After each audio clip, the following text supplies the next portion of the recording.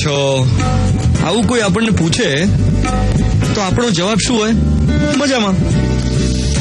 Formality માટે પૂછાતો આ સવાલ કેમ છો એનો જવાબ યંત્રવત મિકેનિકલ આપણે દઈ દઈએ, પણ ખરેખર મજામાં હોઈએ છીએ ખરા? ધ્રુવ ભટ્ટની એક સરસ મજાની કવિતા છે. ઓચિંતું કોઈ મને રસ્તે મળે ને કદી ધીરેથી પૂછે કે કેમ છે. ઓચિંતું કોઈ મને રસ્તે મળે ને કદી ધીરેથી પૂછે કે કેમ છે.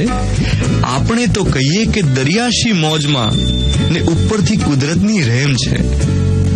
આપણે તો કહીએ કે દરિયાશી મોજમાં ને ઉપરથી કુદરતની રહેમ છે. ફાટેલા ખિસ્સાની આડમાં મૂકી છે અમે છલકાતી મલકાતી મોજ.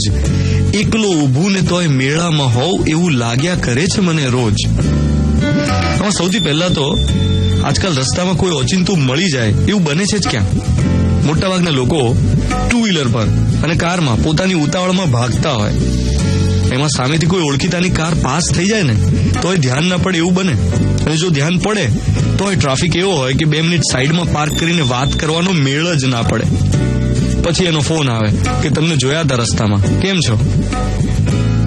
એરપોર્ટ ઉપર કે રેલવે સ્ટેશન પર અચાનક મળી જતી વ્યક્તિ એની સાથે એક ફોર્માલિટીથી વિશેષ લાંબી વાત થતી જ નથી. છૂટા પડીએ ને જયારે છૂટા પડતી વખતે આમ ચલો મળીએ, પછી મળીએ એવું કહેવાતું હોય, ખરેખર મળાતું નથી હોતું. એનીવે, કવિતામાં મમળાવા જેવી વાત એ છે કે કોઈ પૂછે કે કેમ છે તો આપણે કહીએ કે દરિયા જેવી મોજ છે ને ઉપરથી કુદરતની રહેમ છે. દરિયો એના પેટાળમાં કેટલું સાચવીને બેઠો છે, સમાવીને બેઠો છે, પણ ઉપરથી કેવી છોડો ઉછળતી હોય. દરિયા જેવી મોજ ને કુદરતની રહેમ. નહીં તો આપણે જનરલી કમ્પ્લેન જ કર્યા કરતા હોય કે ગરમી બહુ છે, ઠંડી બહુ છે, વરસાદ ક્યારે આવશે, આમ તેમ.